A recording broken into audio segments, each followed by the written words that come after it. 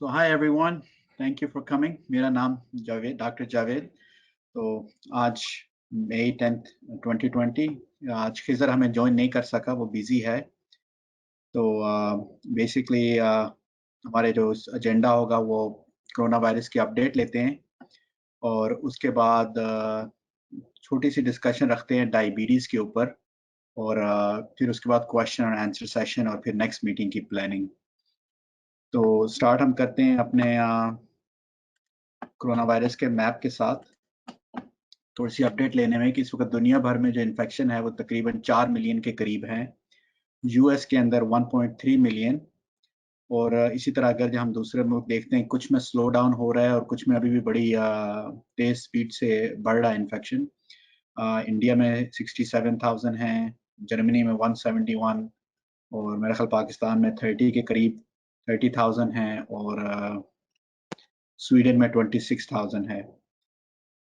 तो सिंगापुर और south Korea में मेरा ख्याल अभी भी तकरीबन 10,000 के करीब थे। साउथ कोरिया 10,800, बहुत अच्छा कंट्रोल किया हुआ उन्होंने। और यूएस के अंदर अगर हम अपने देखते हैं दूसरी स्टेट्स में, तो न्यूयॉर्क में 335 है और बाकी सब स्टेट्स में भी बढ़ रहे हैं। अगर हम यहाँ जाते हैं डेली इन्फेक्शन देखते हैं तो न्यूयॉर्क स्टेट में पहले बहुत बढ़ रहे थे। एक टाइम ऐसा आ रहा था कि 10-12 हज़ार इन्फेक्शन दिन के डायग्नोज हो रहे थे। अब काफ़ी कम, अब देखें तो कम होते जा रहे हैं और न्यूयॉर्क स्टेट अभी भी काफ़ी स्ट्रिक्ट लॉकडाउन पे हैं, जिसकी वजह से ये केसेस बहुत स्पीड में कम हो रहे हैं। अगर जो उस हिसाब से देखते हैं, मिशिगन भी काफ़ी स्ट्रिक्ट लॉकडाउन में, लेकिन वहाँ काफ़ी इश्यूज आ रहे हैं, लेकिन केस काफ़ी डाउन चल रहे हैं। ये भी स्टेट हमें क्लोजली वॉच करनी है। और टेक्सास वो स्टेट है कि जो जिसमें मतलब चीज़ें इतनी लॉकडाउन नहीं है, बल्कि तकरीबन खुल भी रही हैं। और अगर जब हम इसमें ग्राफ देखें तो केस ऊपर जा रहे थे, फिर थोड़े स्टडी हुए और अब फिर लग रहा है कि ऊपर जाना शुरू हो जाएंगे। और यही हमें कंसर्न है कि जो चीज़ें दोबारा खुलेंगी तो कितने लेवल तक ये केसेस जाते हैं। अगर ये इसी तरह आराम से रहते हैं, कंट्रोल में रहते हैं, फिर तो मुश्किल नहीं होगी। लेकिन अगर जब पहले की तरह स्पीड बढ़ जाएगी तो दोबारा लॉकडाउन करना पड़ेगा या फिर बहुत ज़्यादा लोग बीमार हो जाएंगे। और जॉर्जिया भी एक स्टेट है जिसको हम क्लोजली वॉच कर रहे हैं, क्योंकि उस स्टेट ने भी काफ़ी चीज़ें खोल दी हैं, लेकिन उसका कोई पैटर्न नहीं पता चल सकता। एकदम बहुत ज़्यादा होते हैं, फिर कम हो जाते हैं, फिर ज़्यादा हो जाते हैं, कि क्या वजह है। आई थिंक कुछ टाइम से पता चलेगा कि रिपोर्टिंग कैसी है, टेस्टिंग कितनी है और क्या जो उनके मेथड्स हैं। अगर जो वहाँ के लोग ज़्यादा केयर कर रहे हैं तो हो सकता है कि ये चीज़ें कंट्रोल में रहें, नहीं तो ये भी ऊपर बढ़ जाएगा। तो ये कुछ स्टेट्स हैं, जिस तरह न्यूयॉर्क स्टेट को सबसे क्लोज वॉच किया जाएगा क्योंकि उस पर सख्ती सबसे ज़्यादा है। जॉर्जिया को देखेंगे क्योंकि वहाँ ज़्यादा चीज़ें ओपन की हुई हैं। तो इसी तरह हम मतलब कि दूसरी आप जब इसको मैप में देखेंगे तो आप दूसरे मुल्क भी देख सकते हैं कि केस डेली केसेस की क्या कंडीशन है। अ, ये अभी इंडिया में भी डेली केस बढ़ रहे हैं, पाकिस्तान में भी अभी डेली केस बढ़ रहे हैं बड़ी तेजी से, तो इस चीज़ का आगे ख्याल रखना होगा। चलो okay, let me start again थोड़ा सा ब्रीफली। बेसिकली जो हम दिखा रहा था वो ये दिखा रहे थे कि यूएस के अंदर जो डेली केसेस हैं वो ये है।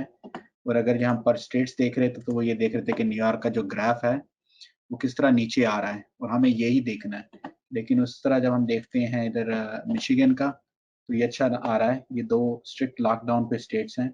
टेक्सास तकरीबन pretty much सारी स्टेट खुल चुकी है और केसेस थोड़े से बढ़ रहे हैं और जॉर्जिया का फ्लक्चुएट कर रहा है।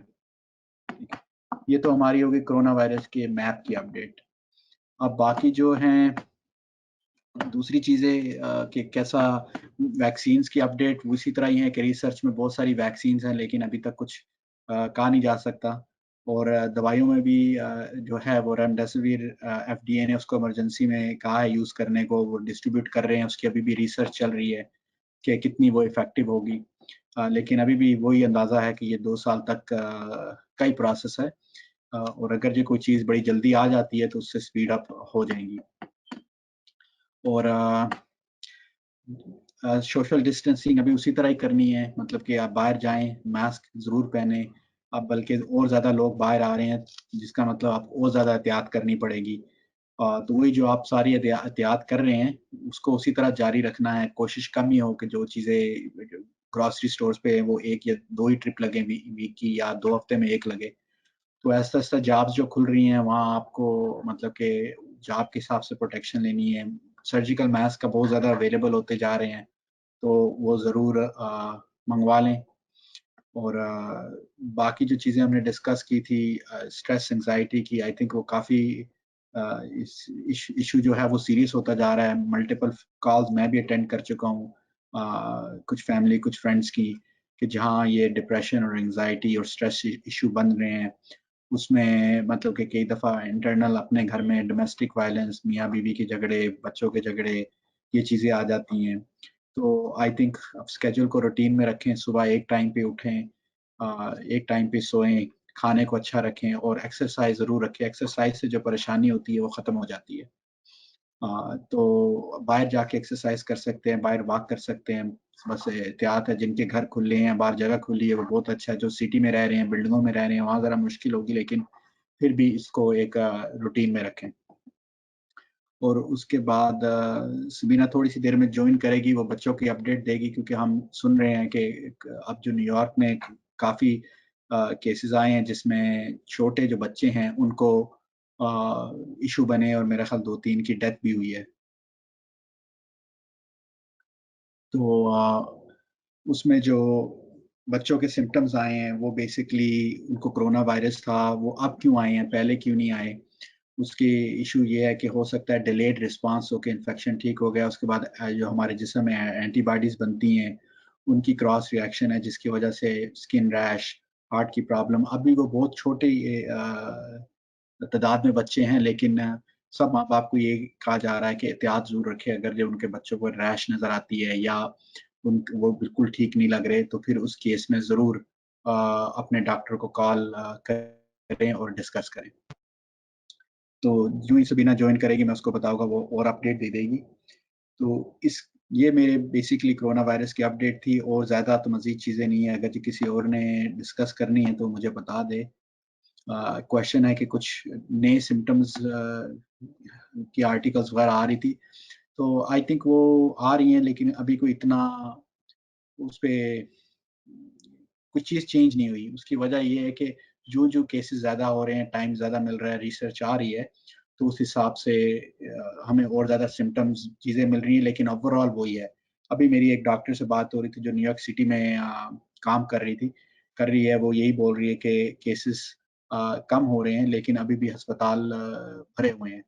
क्योंकि जो एक्स्ट्रा अस्पताल अभी बंद कर रहे हैं, उससे सिर्फ ये है कि ज़्यादा उनकी ज़रूरत नहीं है, लेकिन अभी भी जो करंट हॉस्पिटल है वो अभी भी स्ट्रेस में है। जो जो जिन सिटीज़ में केसेस ज़्यादा है, जिन सिटीज़ में ये केसेस नहीं है, वहाँ के अस्पताल में इतना लोड नहीं है। लेकिन वक़्त के साथ-साथ मेडिकल सप्लाइज़ भी बनती जा रही हैं। तो ट्रैवल तो अभी भी नहीं खुला, बल्कि मैं कुछ आर्टिकल्स पढ़ रहा था कि कुछ लोग अपने आगे ट्रैवल बुक कर रहे हैं। तो ट्रैवल में ये है कि जो एयरलाइन्स हैं, वो काफ़ी चीज़ें कर रही हैं, एयरपोर्ट काफ़ी चीज़ें कर रहे हैं, जिसकी वजह से मेरे ख्याल सेफ्टी बढ़ जाएगी आगे आने वाले वक़्त में। यूएस के अंदर एयरपोर्ट्स पे आप जो है टेम्परेचर के कैमरे लगाए जा रहे हैं, जिनसे हमारे स्कैन होगा, पता चल जाएगा कि बुखार है या नहीं है। इसका मतलब एयरपोर्ट के अंदर जो होगा ना, उन लोगों को बुखार नहीं है, ये एक अच्छी चीज़ है। और इसी तरह मास्क की भी रिकमेंडेशन कर रहे हैं एयरपोर्ट पे, और कुछ एयरलाइन्स हैं जिन्होंने कह दिया है कि एयरलाइन में आपने जहाज़ में बैठना है तो मास्क पहनना है।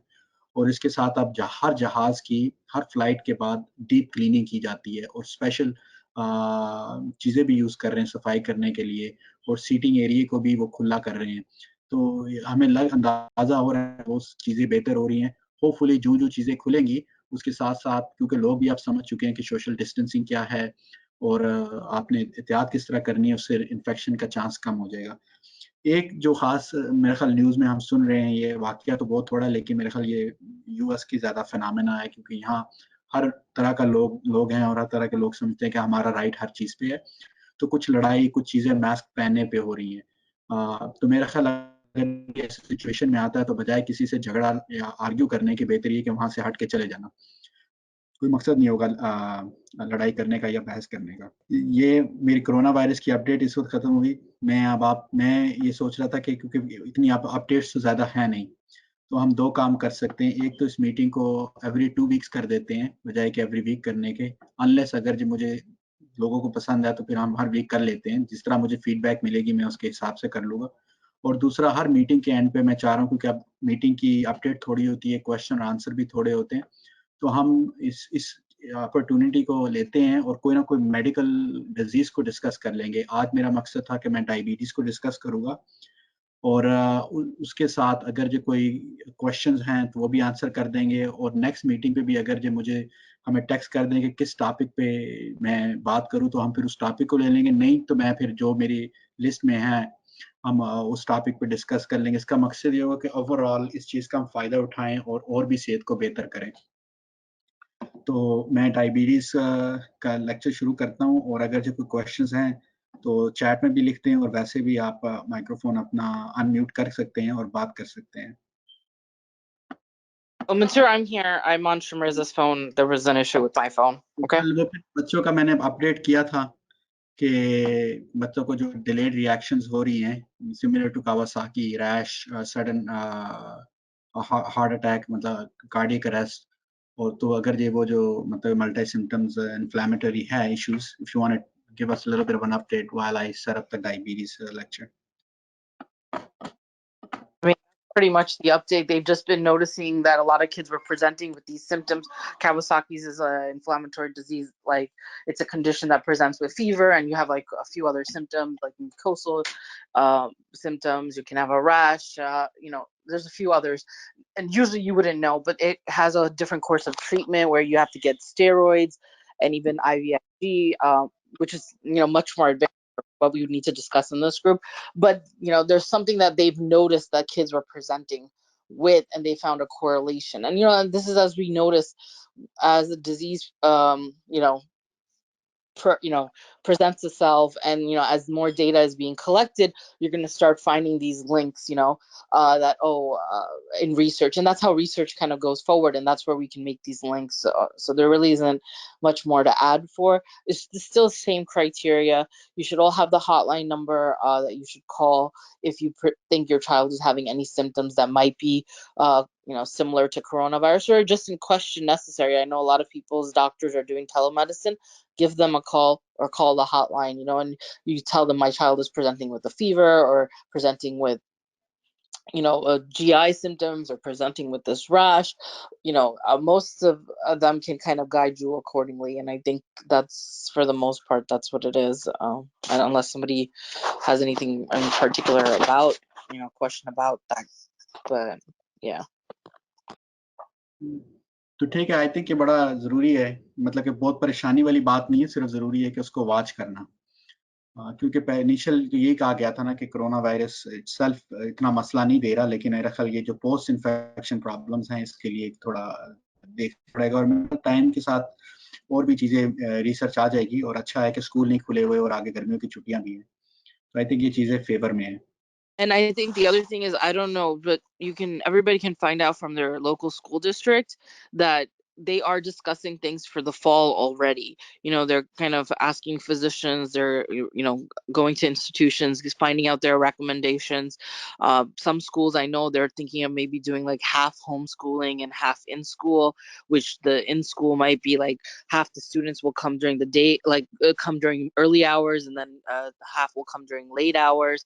So there are talks of different kind of approaches, because they are preparing for the fall, especially the start of school, because more viruses are common. The weather is mostly predominantly cold in the US. So that kind of is something already that is in talks. So everybody should be paying attention to their local school districts, so you're not unaware of what's going to happen. We just switch to homeschooling, and just to kind of avoid this, that's everybody's personal aspect. I mean, I had a few, I was just talking to somebody earlier, and they asked me the same thing, that should they just pull their children out and just keep them homeschooled. That's, if you can do it, that's great. If you can't, then obviously the school district is prepared to make the necessary setup. You just kind of have to follow and be aware of it, and then be active. Be an active parent, be involved. If you have concerns, raise it up to the school board. It's going to a school board meeting is open to everybody, and being part of a PTA, or just being involved in your child's education, obviously, and especially with these safety, speak up if you have anything in particular. Everybody's voice needs to be heard. But just to let everybody know that they are planning already for what they want to do. So to just be aware of your, however your school communicates with you via email, their websites, or whatever the scenario is.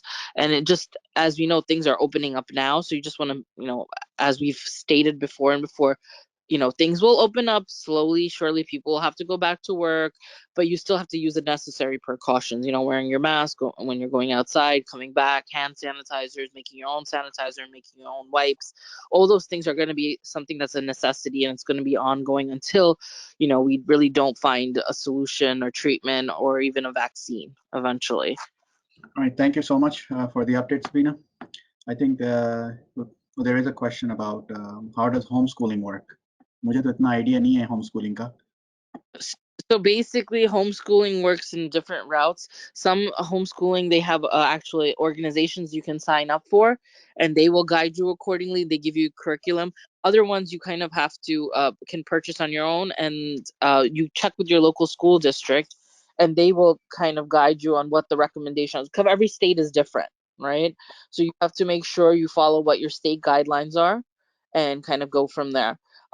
Personally, I'm there's mixed reviews about homeschooling. In my opinion, there's good and bad. One is that a lot of parents like to tailor it to they feel like just plain book learning is not good enough, so they kind of homeschool by creating activities for kids.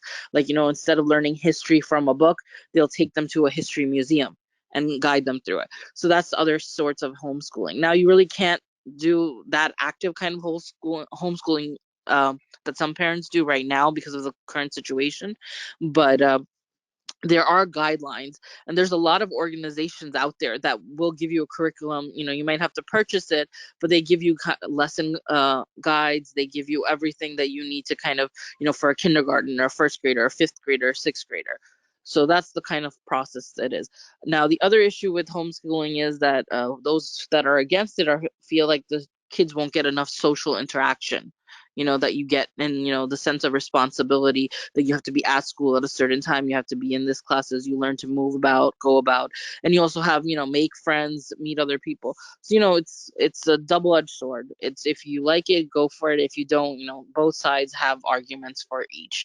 But double check with your school district, and that would be the best, because they definitely have guidelines for homeschooling, because a lot of places are doing it. Thank you. तो अब मैं start करता हूँ diabetes का. In between कोई भी question हो तो feel free to unmute and ask और टाइप. तो बेसिकली डायबिटीज को इसलिए पिक किया है कि आई थिंक ये frequently asked डिजीज है. तो बेसिकली डायबिटीज मेलाइटिस टाइप 2 जो इसका ऑफिशियल नाम है, इसको जाना जाता है डायबिटीज के नाम से, शुगर के नाम से, डीएम के नाम से, और भी कई नाम हो गए. तो इसमें बेसिकली प्रॉब्लम ये है कि ब्लड में शुगर ज़्यादा हो जाती है, और इसकी जो इसको कुछ लोग बड़ा अच्छा समझ लेते हैं, कुछ लोगों की को कन्फ्यूजन भी होती है कि ये क्या है. तो इसलिए इसको छोटा-सा डिस्कस किया, लेकिन मैं बड़ी कम चीज़ें करूँगा, होपिंग कि हमारी डिस्कशन ऑडियंस के साथ ज़्यादा हो जाएगी, क्योंकि क्वेश्चन पूछेंगे तो मेरा ख्याल हम डायरेक्टली आंसर कर सकते हैं फिर. तो इसमें क्या होता है कि बॉडी की जो कुव्वत होती है, या वो इंसुलिन बना नहीं सकती, या वो बनाती है तो इतनी ज़्यादा इंसुलिन होती नहीं है. तो ये इंसुलिन क्या है? बेसिकली जब हम खाते हैं तो हमारे खून के अंदर शुगर ज़्यादा हो जाती है, और शुगर ज़रूरी नहीं है कि हम कोई मीठी चीज़ खा रहे हैं तो शुगर उसमें ही है. मतलब कि जो रोटी है, चावल है, जो चीज़ भी खाते हैं इनमें भी शुगर होती है, और जो ज़्यादातर हम आटे की प्रोसेस्ड चीज़ें हैं, या चावल हैं, पास्ता है, इनमें भी मतलब कि शुगर ज़्यादा होती है. तो जब हम ये खाते हैं तो हमारे ब्लड के अंदर शुगर लेवल हाई हो जाता है. तो जब शुगर लेवल हाई होता है तो बॉडी इंसुलिन बनाती है, और वो बेसिकली इंसुलिन क्या करती है कि हमारे बॉडी के जाके ताले को खोलती है और कहती है शुगर अंदर चली जाए सेल के अंदर, जहाँ हमारे वो मसल में जाती है, दूसरी चीज़ों में जाती है, और यही चीज़ आगे जिस्म इसको स्टोर करता है और फिर फैट भी बनता है. तो क्या होता है कि या तो बॉडी की जो होती है वो मतलब कि इंसुलिन बना के जो इंसुलिन बनती है वो पैंक्रियास के अंदर बनती है, एक हमारा ऑर्गन है. वो जब वहाँ मतलब बहुत ज़्यादा इंसुलिन बनाती है, तो वो पैंक्रियास इतना फिर आगे एक किस्म का उसमें ताकत खत्म हो जाती है, वो इतनी इंसुलिन बना नहीं सकता. फिर हमारा शुगर लेवल हर वक़्त खून में ज़्यादा रहता है. या कई दफ़ा बॉडी बनाती रहती है इंसुलिन, लेकिन वो ज़्यादा नहीं होती कि जितनी हमें ज़रूरत होती है.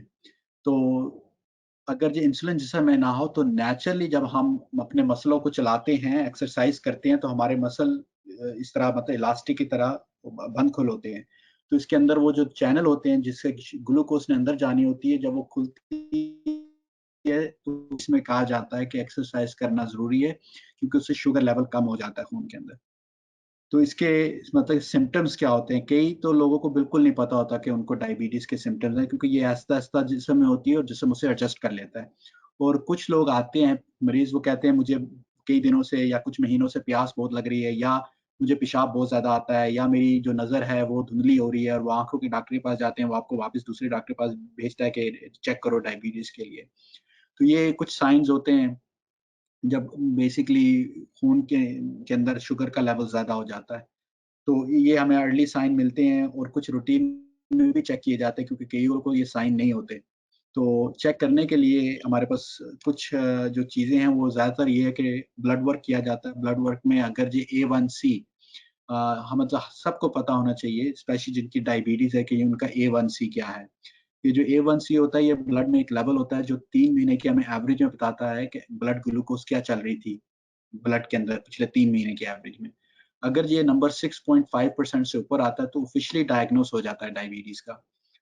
और अगर ये हम फास्टिंग करते हैं, रात को कुछ नहीं खाते, सुबह ब्लड वर्क कराते हैं, और ब्लड ग्लूकोज़ अगर ये 126 से ऊपर होती है, तो उससे वो भी डायग्नोसिस होता है। इसका मतलब बॉडी के अंदर इतनी कुव्वत नहीं है कि ब्लड शुगर को नीचे रख सके। और कई दफ़ा 2 घंटे के खाने के बाद चेक करते हो, तब भी जब 200 से ऊपर होती है, तो इसका मतलब शुगर बहुत हाई है, बॉडी उसको कंट्रोल नहीं कर रही। और कई दफ़ा रैंडम भी चेक की जाती है, ऐसे ही किसी वक़्त पे भी, जिस बंदे के कुछ सिम्पटम्स होते हैं, जो कह रहा है कि नहीं मुझे प्यास है, मेरी ब्लरी विज़न है, मुझे पेशाब ज़्यादा आता है, और उसकी अगर हम 2 घंटे के बाद खाने के नहीं भी करते, वैसे भी कर ले, और वो शुगर 200 से ज़्यादा हो, तो इसका मतलब डायबिटीज़ है। और डायबिटीज़ की कॉम्प्लिकेशंस क्या होती हैं? मतलब कि हार्ट अटैक, स्ट्रोक्स, ये दोनों मिलती-जुलती इसलिए हैं कि डायबिटीज़ जो होती है वो हमारी जो नसें होती हैं, आर्टरीज़, उनको शुगर जो है वो डैमेज करती है। जब वो उनको डैमेज करती है, तो उनके अंदर रिपेयर होना शुरू होती है। जब वो रिपेयर हो रही है, तो आप इसी तरह समझ लें एक मिसाल, कि अगर जो हमारी स्किन कटती है, उसकी रिपेयर होती है, तो उसपे स्कारिंग होती है। इसी तरह जब अंदर ये डैमेज हो रही होती है, तो अंदर ये प्लेक बनना शुरू हो जाती है। और फिर ये जब या आर्टरी को बंद कर देते हैं, या वो टूटते हैं, वो टूट के आगे निकल जाते हैं और उसको ब्लॉकेज कर देते हैं, जिसकी वजह से हार्ट अटैक और स्ट्रोक होते हैं। और ये दोनों ही साइलेंट किलर होते हैं। और तीसरा क्या होता है कि डिक्रीज़ इम्यूनिटी। अगर जो हमने सुना होगा अभी, ये जो कोविड-19 कोरोना वायरस में है, कि जिनको अंडरलाइंग प्रॉब्लम है, जिनको डायबिटीज़ है, उनका मोर्टेलिटी रेट, मतलब कि उनकी बीमारी ज़्यादा उनको हो रही है। वो इसलिए कि जो शुगर होती है जब खून के अंदर, तो जो हमारी आर्मी है, जो जो बॉडी की जो डिफेंस हमें देती है, वो उसकी क़ुव्वत को कम कर देती है। जिसकी वजह से हमें इन्फेक्शंस आसानी से हो जाते हैं, और अगर ये कोई नया इन्फेक्शन हो, तो उससे लड़ने की क़ुव्वत भी कम हो जाती है। इसकी वजह से मतलब कि डायबिटीज़ जो है वो बहुत बड़ी कॉज़ होती है आम बंदे को बीमार करने में। आपकी इम्यूनिटी वीक होती है। और डायबिटीज़ आपकी विज़न प्रॉब्लम भी करती है, और सबसे मेन तो ब्लरी विज़न जो ज़्यादातर लोगों को तंग करती है, और उसके अलावा और कॉम्प्लिकेटेड भी आ जाती हैं, जहाँ परमानेंट विज़न लॉस भी हो जाती है। और मैंने कई मरीज़ देखे हैं जिनकी कुछ अरसे के बाद, क्योंकि डायबिटीज़ उन्होंने कंट्रोल नहीं की हुई थी, तो बेसिकली उनकी कंप्लीट विज़न लॉस हो जाते हैं, मतलब अंधा बन जाते हैं, और बड़ी मुश्किल होती है। तो इसलिए और भी एम्फसाइज़ किया जाता है कि क्यों आपको हर साल अपना आँख का एग्ज़ाम कराना चाहिए जिसको डायबिटीज़ है, और डायबिटीज़ को कंट्रोल में रखना चाहिए। न्यूरोपैथी भी है, वो हमने सुना होगा कि जिनको डायबिटीज़ होती है, वो बोलते हैं कि मुझे सारी रात पाँव के नीचे जलन होती है, दर्द होता है, हाथों में होता है। बेसिकली जो हमारी नर्व्स होती हैं, वो शुगर हाई रहने से ब्लड में हर वक़्त वो नर्व्स डैमेज होना शुरू हो जाती हैं। और वो एक टाइम ऐसा आता है कि वो इतनी डैमेज हो जाती हैं कि फिर वो सिम्पटम्स डालना शुरू कर देती हैं। और जब बहुत ज़्यादा डैमेज हो जाए, तो फिर सिम्पटम्स कम भी हो जाते हैं। मतलब लेट स्टेज में, जिनके पाँव की नर्व्स खराब हुई होती हैं, और एक टाइम ऐसा आता है कि उनकी फीलिंग खत्म हो जाती है। अब मेरे पास एक केस आया था कि उसने मतलब कि किसी चीज़ के ऊपर पाँव आ गया उसका, और जूते में से वो शार्प चीज़ ना उसके पाँव के अंदर कट डाल दिया, और वो छोटा-सा कट था, उसको पता नहीं चला, ना दर्द हुआ। वो करते-करते काफ़ी खराब हो गया, उसको फिर नहीं पता चला। उसके फैमिली मेंबर ने देखा कि तेरे पाँव में इतना मसला आ रहा है, ये क्या है? देखा तो काफ़ी बुरा है, और उसको कोई दर्द नहीं था। वो क्वाइल स्किन पे आता है, फिर अंदर मसल पे जाता है, फिर मसल से बोन में आ जाता है। जब वो बोन में आ जाता है, उसको बड़ा अग्रेसिवली ट्रीट किया जाता है एंटीबायोटिक से, लेकिन कई दफ़ा वो ठीक नहीं होता। जब नहीं होता तो वहाँ वो उस हिस्से को काटना पड़ता है, एम्पुटेशन करनी पड़ती है। इसलिए हमने देख के भी हैं और सुनते भी हैं कि डायबिटीज़ के लिए पहले पाँव की उँगलियाँ कटती हैं, फिर आधा पाँव कटता है, फिर पूरा पाँव कटता है, फिर टाँग कटती है, और ये मैंने कई मरीज़ों में अपने में देखा है कि स्टेजेज़ में चीज़ें चल रही होती हैं, और इसी वजह से क्योंकि डायबिटीज़ को कंट्रोल में नहीं किया जाता। तो इतनी ये सीरियस डिज़ीज़ है, लेकिन इसको लाइटली इसलिए लिया जाता है क्योंकि इसके कोई भी सिम्पटम्स फ़ौरन नहीं होता। जिस तरह किसी को कोई कील चुभा और दर्द हुआ, तो आपने फ़ौरन उसका एक्शन लिया। लेकिन क्योंकि इसका कोई इमीडिएट प्रॉब्लम नहीं होता, इसका सालों-साल लगते हैं, 10 साल, 15 साल, 20 साल ऐसा-ऐसा जिस्म को अंदर से खराब करने में, जिस तरह दीमक एक फर्नीचर को या दरख़्त को खराब करती है, घर की फाउंडेशन को खराब करती है, इसी तरह डायबिटीज़ करती है। तो जब तक इसके साइड इफ़ेक्ट आते हैं, उस वक़्त लेट हो जाता है। तो इसको पहला तो सवाल है कि डायबिटीज़ को रोका किस तरह जाए प्रिवेंशन के लिए? इसके बेसिकली लफ़्ज़ तो एक ही है जो हर वक़्त हम सुनते हैं कि हेल्थी लाइफ़स्टाइल। अब हेल्थी डाइट और एक्सरसाइज़। अब हेल्थी डाइट क्या है? ये जो वर्ड हेल्थी है, ये बड़ा कन्फ्यूज़िंग है क्योंकि हम जिससे भी बात करते हैं ना, वो अपने हेल्थी को अपने डिफ़ाइन करता है कि ये हेल्थी वो है। कुछ हेल्थी बहुत मतलब कि समझते हैं कि मैं सिर्फ़ वेजिटेरियन हूँ, तो बड़ी हेल्थी डाइट है, मतलब मीट नहीं खाते तो वो ठीक नहीं है, वो भी गलत है। बेसिकली हेल्थी डाइट का मतलब है कि वेल बैलेंस्ड डाइट होनी चाहिए, जिसके अंदर सब कुछ हो, लेकिन मॉडरेट और लिमिट से हो। और कितना खाना चाहिए, ये भी बड़ा इम्पोर्टेंट है उसमें, क्योंकि हम खाते हैं जब तक हमारा खाना यहाँ तक नहीं आता, ओह! अब बड़ा अच्छा हो गया। खाना अगर हम पेट को 3 हिस्सों में लेते हैं, ठीक है? तो 1/3 से 1 हाफ खाना होना चाहिए। फिर आपका कुछ पीने के लिए होता है, और फिर थोड़ी-सी जगह हमेशा खाली रखनी होती है। 1/3 से 1/4, मतलब अगर ये आप जगह खाली रखोगे, या हम कई दफ़ा कहते हैं कि 20% अपने पेट में भूख रख के आप खाना रखें, तो वो एक्चुअली हेल्थी डाइट है, क्योंकि उसमें आपका पेट स्ट्रेच होके इलास्टिक की तरह कभी बड़ा नहीं होगा। क्योंकि क्या होता है कि हम जितना ज़्यादा खाते हैं, हमारे पोर्शन साइज़ बड़े होते हैं, तो पेट उतना इलास्टिक की तरह फैलता है, और जितना उसमें डालते जाते हैं, वो अपना साइज़ और बड़ा कर देता है। तो जो ही आप अपना खाने के अमाउंट को कम करते हैं, वो श्रिंक होना शुरू हो जाता है, और फिर नॉर्मल साइज़ पे आ जाता है। तो यहाँ हेल्थी डाइट हमें हर किसी को डिफ़ाइन करनी है, और जो मेन जो बुरी आती है, वो यही आती है कि जो प्रोसेस्ड फूड होते हैं, मतलब जिस तरह चिप्स हो गई, मतलब कि फ्रोज़न खाने जो बने हुए आते हैं, मार्केट में होते हैं, अ, मतलब पिज़्ज़ा जो हम खाते हैं, जिसकी ब्रेड और चीज़ मतलब कि फ्रोज़न लिया, वो एग्ज़ाम्पल हो गया। ये सारे प्रोसेस्ड फूड्स हैं। ये वही हमें इनको पता है कि ये अनहेल्थी हैं, और प्रोसेस्ड फूड के साथ जो फ्राइड फूड होते हैं, जिनमें तेल ज़्यादा है, वो भी अनहेल्थी हैं, उनको भी कम करना चाहिए, जिस तरह समोसे, पकोड़े, इस तरह की चीज़ें हो गई। लेकिन ये नहीं कि आप ख़त्म कर दें, मैं इस फ़ेवर में नहीं हूँ, लेकिन मैं यही एजुकेट करता हूँ कि सब कुछ खाएँ, लेकिन उसकी तादाद कम कर दें, और हर चीज़ को रोटेट करना शुरू कर दें। ये ना हो कि सिर्फ़ 1, 2, 3 चीज़ें ही खाते रहें और रूटीन में वही खाएँ। और उसके साथ जो अगला टॉपिक है, वो है एक्सरसाइज़, जो कि बड़ी ज़रूरी है। अब एक्सरसाइज़ की जब हम किसी से बात करते हैं, तो अपने देसी कम्युनिटी में जो मुझे ज़्यादा सुनने में आता है, नहीं मैं तो घर का काम करती हूँ, मैं तो जॉब पे गया था। जॉब पे जाना और चलना और घर का काम करना एक्सरसाइज़ में गिना नहीं जाता। अनलेस घर का काम बंदा वो कर रहा है कि सब कुछ हाथ से कर रहा है, मतलब आपका झाड़ू हाथ से है, मापा हाथ से है, कपड़े हाथ से धो रहे हो, सारी सफाई हाथ से हो रही है, आपकी कुकिंग सारी जो आप कर रहे हो वो हाथ से कर रहे हो, मसाले पीस रहे हो, चीज़ें, फिर तो माना जाएगा कि ये काफ़ी इंटेंस एक्सरसाइज़ है। लेकिन आज की रूटीन में वो चीज़ नहीं है। मतलब अगर मैंने अपने कपड़े उठा के लॉन्ड्री मशीन में डाले, तो ये मेरा कोई काम नहीं है। तो इसी तरह जो जॉब पे जा रहे हैं, अगर जो कोई बाहर जा रहा है, मतलब हल चला रहा है, कंस्ट्रक्शन का काम कर रहा है, सारा दिन मतलब कि 10 फ्लाइटें ऊपर जा रहा है, नीचे जा रहा है, वज़न उठा रहा है, वो तो काम है। लेकिन अब आप गए हो गाड़ी में, मतलब टैक्सी चलाई है, या ऑफ़िस में गए हो, या किसी रेस्टोरेंट या स्टोर में काम किया है, तो वो एक्सरसाइज़ में गिना नहीं जाता। वो आपकी इतनी हेल्प नहीं करेगा। तो इसलिए एक्सरसाइज़ को जो आसान लफ्ज़ों में है कि कम से कम आधा घंटे से 1 घंटा दिन का आप मतलब वॉक कर लें, ट्रेडमिल कर लें, साइक्लिंग कर लें, या कोई मतलब गार्डनिंग अगर जो आप करते हैं दिन में 3-4 घंटे, तो काफ़ी आपकी हेल्थी हो जाएगी, क्योंकि गार्डनिंग में आपकी काफ़ी एक्टिविटी अ, होती है। तो मैं फ़ेवर भी करता हूँ कि गार्डनिंग समर के टाइम में मस्ट करनी चाहिए। तो ये तो हो गए हमारे हेल्थी डाइट और एक्सरसाइज़। और कोई क्वेश्चंस हो गए तो हम इसको फर्दर डिटेल में डिस्कस कर लेंगे, और ये चीज़ें चेंज भी हो जाती है बेस्ड ऑन कि और मेडिकल प्रॉब्लम्स क्या हैं, कल्चरल प्रॉब्लम्स क्या हैं, और रिलीजियस चीज़ें क्या हैं, और उसके हिसाब से बड़ा फ्लेक्सिबल है। और ट्रीटमेंट डायबिटीज के क्या है कि number 1 healthy lifestyle, number 2 medications. तो इमीडिएटली जब ये डायबिटीज किसी को डायग्नोस होती है तो हेल्थी लाइफस्टाइल, अगर जो बॉर्डर लाइन है तो काम करेगा, लेकिन अगर जो वो ज्यादा है तो हेल्थी लाइफस्टाइल फौरन काम नहीं करेगा, फौरन मेडिकेशंस चाहिए होगी ताकि आपकी शुगर कम आए। जब मेडिकेशंस शुरू हो जाएंगी तो यहाँ आपके पास दो ऑप्शन है, और ये अक्सर देखने को आते हैं कि जिनको हम मेडिकेशन शुरू करते हैं, बल्कि ज्यादातर जो लोग हैं ना, उनकी एक दवाई से शुरू करते हैं, 4-5 साल बाद, 7 साल के बाद दूसरी आ जाती है, उसके 3-4 साल के बाद तीसरी आती है, और उसके साथ इंसुलिन शुरू हो जाती है, और हर 3-4 साल या 5 साल के बाद एक और दवाई ऐड हो जाती है, और पुरानी दवाइयों की डोसेस बढ़ती जाती है।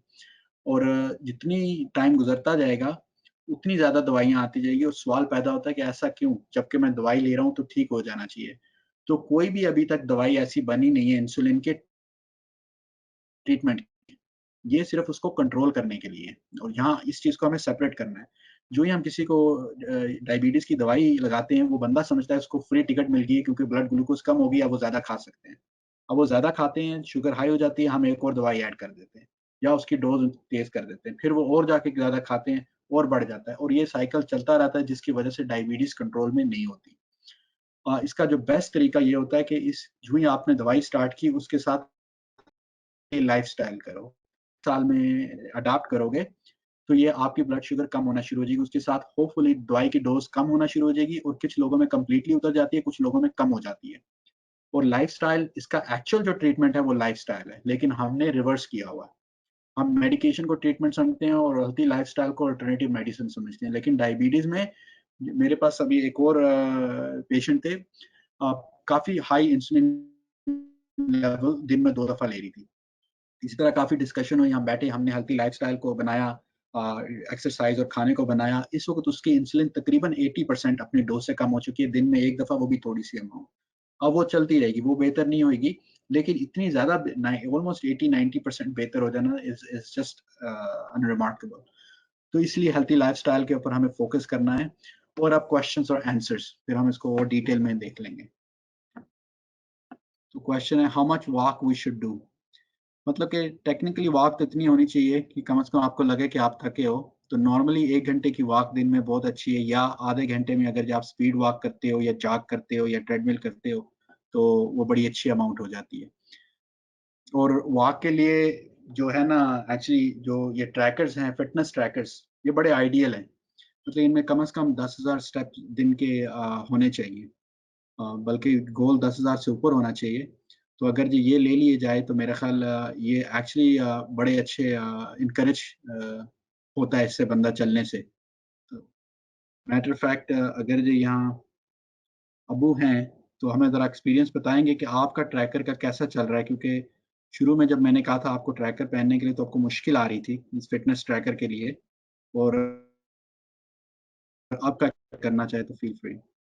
और चले आ गए, चले पता, अब हाँ जी। आपको नहीं, बताएंगे मैं कि सुनता, मैं बोल रहा था लेकिन मुझे पता नहीं था अभी कैसे आवाज आनी है। तो ठीक है। मैं ये बता रहा था कि भाई वो घड़ी मैंने जिसको ली है पहली, तो मैं वो, मुझे आदत नहीं थी उस घड़ी की पहनने की, तो वो मुझे बड़ी अजीब सी लगे, तो मतलब मेरे पहन ही ना जाए।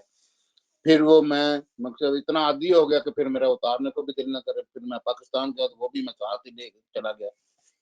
तो मैंने जिस वक्त वो पहनी है अब तुम्हारे कहने पे, तो मतलब वो उस वक्त मुझे बड़ा थोड़ा सा इधर उधर हुआ, क्योंकि पढ़ा भी नहीं जाता था, तो वो पढ़ना अभी आता भी नहीं था, तो उसको सारा करने के लिए अब तुमने नई ले दी है एप्पल वालों की, अब मैं उसके ऊपर रनिंग कर रहा हूँ। तो इस तरह मतलब वो होता है। लेकिन अब मैं जिस वक्त तुम्हें याद होगा कि मैं तुम्हारे पास जिस वक्त आया हुआ था बिस्मार्क, तो मैं मतलब ना मैं गर्मियां थी तो मैं जाता था बाहर घूमने के लिए, फिरने के लिए। तो वो मेरा ना मतलब मैंने 1,000, 2,000 या 1,500 या 2,500 कर लेना ना, तो मैंने बड़ी छलांगे मारनी हुई, मैं बड़ा चल के आया। और फिर एक दफा मतलब हम गए थे वो वहां पे जहाँ पे एक्सरसाइज करते हैं, क्या उसको कहते हैं, जिम में। जिम। जिम में मतलब मैं जिम में गया, तो तुम भी मेरे साथ थे, तो तुमने देखा कोई, मैं हर मतलब ना 5 एक चक्कर हम काटते थे तो 400-500 का वो कदमों का चक्कर था, तो वो मैं बैठ जाता था। जी तो इस तरह आस्ता आस्ता आस्ता आस्ता अब मैं मतलब ना 2,500-3,000-4,000 कदम उठाता हूँ, तो फिर मैं स्टे करता हूँ। जी। ब्रेक लेता हूँ, वो भी 2 मिनट या 3 मिनट, मतलब कभी 4 या 5 नहीं लिए, घड़ी देख के लिए, उठ गया। तो अब मतलब आज मेरे इस वक्त जो है ना मौजूदा, मतलब अगर मैं दिखा सकूं तो वो मेरा है 15,149, ठीक। 50,149। तो ये मैं जो जब मैंने आपके साथ पहले शुरू किया था तो उस वक्त 2,500 कदम चलते थे आप, 2,500 हाँ थे। हाँ अब जो आप एवरेज में चल रहे हो वो 10,000 से 15,000 दिन के चल रहे हो, और आपकी उस वक्त हाँ, वो कैपेसिटी इतना ये हो थी गया। कि 2,500 करने के आप बैठ गए थे, थक गए थे, हमें ये घर आना मुश्किल हो मैं मैं 11,000 करके आया था। जी। 4,000 मुझे मनान साहब ने करा दिया, मकसद वो मेरे साथ खेलता है, वो फुटबॉल खेलता है, दौड़ाता है, बजाता है, इधर पौधों के लिए भी आता जाता है, बैक यार्ड में भी, फ्रंट यार्ड में भी। तो उसका बड़ा कारनामा, तो ये 3-4,000 वो मुझे डेली करा देता, जबकि गर्मियां। तो ये जो आपने घड़ी पहनी है इसमें शुरू में क्या मुश्किल आती थी, क्योंकि कुछ लोगों को भी पहनने में जरा मुश्किल आ रही, आपकी क्या मुश्किल थी शुरू में? नहीं नहीं, मुझे तो ये कभी, मैंने कभी ऐसी पहनी नहीं थी, फिर इसके ऊपर तवज्जो दो, जो इसको देखो जी इसको, तो वो अब मुझे टेम्परेचर भी, मतलब वो वेदर भी बता देती है वो मुझे, अब तो मुझे आसानियां लग रही हैं, उस वक्त तो मुझे बड़ा हार्ड लग रहा था, मुश्किल लग रहा था। तो इस तरह मतलब वो हार्ट बीट भी बता देती थी वो, मतलब भी अपना वेदर भी बताती थी, कदम भी कितने लिए हैं, कितनी मतलब मैंने सीढ़ियां चढ़ा और उतरा हूँ, वो भी सारी काउंटिंग करती है, मतलब तो वो अगर मैं कोई चढ़ाई चढ़ता हूँ तो उसके वो फालतू नंबर पॉइंट देती है मुझे, तो इस इसमें तरह एक और करके भी मतलब। फीचर था कि जो जितने आप कदम चलते हो, यो अगर ये आपने 3 दिन उसका गोल पूरा कर दिया है और वो फिर हाँ कदम बढ़ा देती है अपने, आपको इसका क्या फायदा हुआ था? क्योंकि अगर ये 10,000 का गोल रखा है और 3 दिन लगातार 10,000 किए हैं तो फिर अगली दफा गोल आपका 11,000 का हो जाता है। इस फंक्शन का ने हाँ, कितना? ये रोज के रोज बढ़ाती है ना, जैसे आपने गोल कर दिया है ना, जी। और आपने मतलब भी टोटल पॉइंट कितना, आज मैंने 15,000 किया ना, तो आज कम से कम 200 कदम बढ़ाएगी। ठीक। तो अगर मतलब मैंने इसको कोई 1,000-1,200 ऊपर किया हुआ होता तो फिर इसने 100-150, 125, 70, 80, 50 भी कर देती है। तो ये लगता है कि लेकिन आपको ये मदद करता है ये हर फंक्शन? हर रोज बढ़ाती है, कम नहीं करेगी। जैसा ही आपका गोल हो जाएगा, वो ये मकसद कभी बताएगी, कभी गोल हो गया तो उसके बाद मतलब जितना मैंने ओवर किया है तो उसके हिसाब से वो मेरे पॉइंट बढ़ा देगी, मतलब वो कल को फिर उतने ज्यादा करने पड़ेंगे। चलें ठीक है, ये आप अब मैं तो 10,990 है मेरा ख्याल। ठीक है। चलें, ये आपकी इन्फॉर्मेशन बड़ी हेल्पफुल है, आपके एक्सपीरियंस है, क्योंकि मैं चाह रहा था कि सब लोग ये एक्सपीरियंस सुने, और मेरा ख्याल है कि ये चीज़ जब अडाप्ट करेंगे ना सारे, क्योंकि खुद वैसे हाँ, बगैर देखे इसका एक मुश्किल हो जाता है, लेकिन अगर ये आप के पास ये घड़ी है इसका और एक बड़ा मजेदारी वाली बात है, नहीं इसकी एक बड़ी मजेदारी वाली बात है कि अगर आपने ये घड़ी बांध ली है और कम से कम 15 दिन या 20 दिन हो गए हैं, तो उसके बाद आपकी दिलचस्पी बढ़ जाएगी घड़ी के अंदर, और जो आप जितना भी घड़ी को ज्यादा बार बार देखेंगे उतने ज्यादा कदम आप उठाएंगे। चल यार, अब मैं यहाँ तक जाता हूँ तो 100 कदम और बढ़ जाएंगे, यहाँ थोड़ा सा आगे जाता हूँ तो 100 कदम और बढ़ जाएंगे। तो इस तरह करके ये घड़ी पुश करती है जी। चलें ठीक है, कि बहुत भाई बहुत चलो, मतलब चल। ठीक। ठीक। तो मतलब कि अब मतलब जो बेसिकली समरी सबके लिए यही है कि ये मतलब फीचर वो है कि जब आप इसको इस्तेमाल करना शुरू कर देते हैं ना, ये तो ऑटोमेटिकली आपको पुश करता है। और रीज़न मैंने अब्बू की ये स्टेटमेंट इसलिए ली है कि क्योंकि शुरू में अब्बू को मुश्किल आ रही थी, मतलब करना नहीं चाह रहे थे, रेजिस्टेंट था, लेकिन जो ही उसको आहिस्ता आहिस्ता किया तो वो ये है कि 1 डेढ़ महीने में आपको उसकी समझ में आ जाती है, और इसके अभी तो और भी बड़े अच्छे फीचर हैं कि हम आपस में एक दूसरे के साथ लिंक कर सकते हैं और देख भी सकते हैं, कंपटीशन भी रख सकते हैं। तो बेसिकली ये वो चीज़ें हैं कि जो हमें एक्सरसाइज को में हेल्प करेगी अडैप्ट करने में, और डायबिटीज़ को प्रिवेंट करेगी। और अगला जो है वो क्वेश्चन है कि अगर जो मतलब कि सब्स्टिट्यूट, मतलब रोटी और चावल जो ज़्यादातर हम खाते हैं, इसकी बजाय क्या खा सकते हैं? क्योंकि डायबिटीज़ में चावल भी ज़्यादा नहीं खाने चाहिए। तो फिर सवाल पैदा होता है कि हम खाएँगे क्या? तो इसका खाने का तरीका बेसिकली आप रोटी-चावल अब भी खाएँ, पूरा छोड़ने की ज़रूरत नहीं, लेकिन 3 मील के बजाय आप 1 तो 2 मील कर सकते हैं, और 1 मील के अंदर बजाय कि एक रोटी या चावल रखने के, मेरे ख़्याल से सब्स्टिट्यूट दाल और सब्जियां, आप इस तरह की चीज़ें, सैलेड, एक मील में आप ये खा सकते हैं। और अमाउंट पे फोकस किया जाए। बल्कि एक रिसर्च भी थी, स्टडी भी थी कि जिसमें उन्होंने मतलब कि लोगों को नहीं बताया कि उनको स्टडी कर रहे हैं, उनको बुलाया पार्टी पे, बफेट रखा और उन्होंने वहाँ बड़े साइज की प्लेट रखी। तो उन्होंने जब ऑब्जर्व किया कि लोग डालने वाले थे, वो सारे अपनी प्लेट को भर रहे थे। और वो हमारे फुल साइज जो खाने की प्लेट है ना, जो रेस्टोरेंट में या हमने घर में रखी, वो थी। तो सब ने वो भरी, उन्होंने उनके पोर्शन भी उन्होंने कैमरे से अब्सेस किए कि सब भरी प्लेटें थी, उन्होंने उनको वॉच किया और उन्होंने खत्म भी कर दिया खाना। फिर उन्होंने एक और ग्रुप को बुलाया सेपरेट, उस टाइम पे उनको नहीं बताया, उन्होंने छोटी प्लेटें रख दी वहाँ, जो जो जो चाय की या स्मॉल। तो लोगों ने वो प्लेट भी पूरी भरी, लेकिन उसका सेकंड ट्रिप नहीं लगे ज्यादा। तो उससे उनको अंदाजा हो गया कि पोर्शन साइज हमारे बर्तन घर में बहुत बड़े हैं, जिसकी वजह से हमारा पोर्शन साइज भी बड़ा है। तो ये एक और चीज है कि जो अगर आप घर के बर्तन छोटे साइज पे कर देंगे, तो आपका नेचुरली पोर्शन साइज कम होना शुरू हो जाएगा। और एक और लफ्ज सुना होगा, बीमारी है प्री डायबिटीज, जो डायबिटीज से पहले होती है, जहाँ हम कहते हैं कि बॉर्डर लाइन शुगर है। जो ये इस वक्त हमारी बहुत बड़ी एक कैंपेन चल रही है कि लोगों को इस स्टेज पे करना। और सबीना और मैं एक स्टार्टअप में भी इन्वॉल्व हैं, जहाँ हमारा बेसिकली प्लेटफॉर्म ही यही है कि प्री डायबिटीज के लिए स्क्रीन करना और उसके लिए ट्रीट।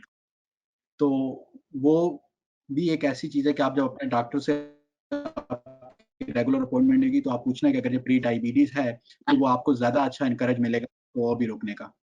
मैं एक बात बोलूं, मैंने डॉक्टर से चेक करवा के आपको बताई थी ना कि मेरी शुगर कितनी है। जी तो मैं 1 साल के बाद भी मेरी वहीं पे रुकी रही है, 5.1 पे। जी।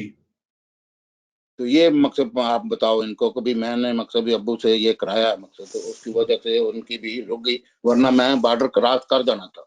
जी, बेसिकली आपको बॉर्डर लाइन डायबिटीज तकरीबन डायग्नोज थी।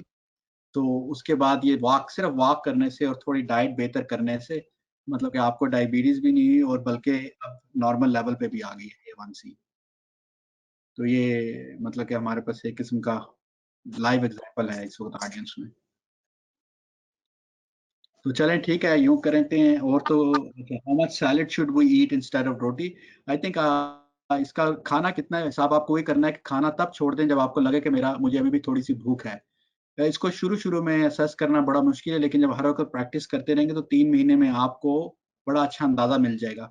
मतलब एग्जाम्पल है, अब रमजान है, रोजा रख रहे हैं, इफ्तारी के टाइम पे ढेर खाते हैं, वहाँ अपनी थोड़ी सी लिमिट रख लें, क्योंकि दोबारा फिर आगे खाना है सुबह। तो वो चीज़ें भी हेल्प करेगी। और जो ही रमज़ान ख़त्म होगा, उसके बाद फिर दोबारा आप अपनी एक रूटीन बना लें। ये है डायबिटीज़ का। इसके बाद भी अगर आप मुझे डिटेल क्वेश्चंस किसी और ने भेजने हैं, तो मैं वैसे पर्सनली भी डिस्कस कर लूँगा, नहीं तो हम अगली मीटिंग पे उनको मेंशन कर देंगे। नेक्स्ट मीटिंग का जो है, मुझे बता देना कि 1 वीक में रखनी है, 2 वीक में। अगर ये रिस्पॉन्स पे हम डिसाइड कर लेंगे, तो जो भी डिसाइड करेंगे, जो सेकंड बीमारी का टॉपिक होगा ना, वो हाई ब्लड प्रेशर का होगा, जिसको हाइपरटेंशन कहते हैं। डायबिटीज़ के साथ हाइपरटेंशन का बड़ा ताल्लुक है। हम फिर नेक्स्ट हाइपरटेंशन को कर लेंगे और उसके बाद हाई कोलेस्ट्रॉल। और फिर हम इन 3 चीज़ों को इकट्ठा देखेंगे कि जो एक ओबेसिटी में आ जाता है। तो thank you so much again. Sir, I next week think there was मिलेंगे। one. Sir, there was one more question. Oh, there is, go ahead. Oh, this is a very nice good question यार। Mansoor Zafar, thank you, I appreciate. मेरे बिल्कुल ये ज़हन से नहीं रहा, निकल गया था कि क्वेश्चन है कि why stressful life contributes two diabetes. Actually stressful जो लाइफ है ना, वो डायरेक्टली डायबिटीज से कंट्रीब्यूट नहीं करती, लेकिन वो हमारे जो है मेटाबॉलिज्म उसके साथ कंट्रीब्यूट करती है, और उससे डायबिटीज होती है। बेसिकली स्ट्रेसफुल जो बंदा होता है ना, परेशान घूम रहा है, स्ट्रेस है, ठीक खा नहीं रहा, ठीक सो नहीं रहा, चीज़ें नहीं है, तो ये सारे मिलती लिंक है इन चीज़ों का। कि जब हम परेशान रहते हैं ना, तो देखो हमारी नींद खराब हो जाएगी। हमारी नींद खराब होएगी तो हमारा खाना पीना खराब हो जाएगा। हमारा खाना पीना के साथ, नींद के साथ, हमारी एक्सरसाइज खराब हो जाएगी। ये सारी चीज़ें लिंक्ड होती है। और जो स्ट्रेस हार्मोन होता है, बेसिकली वो कॉज़ करता है ब्लड शुगर को हाई रहना ब्लड में। उसका इफ़ेक्ट यही, ताकि जिस्म हर वक़्त तैयार हो कुछ करने के लिए।